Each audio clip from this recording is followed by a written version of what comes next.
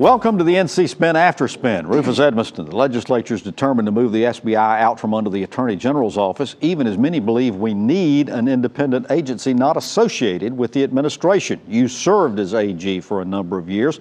What's your opinion about taking the SBI away from the AG? Well, it was a bad idea when I was Attorney General, and there were attempts made, and I held them off.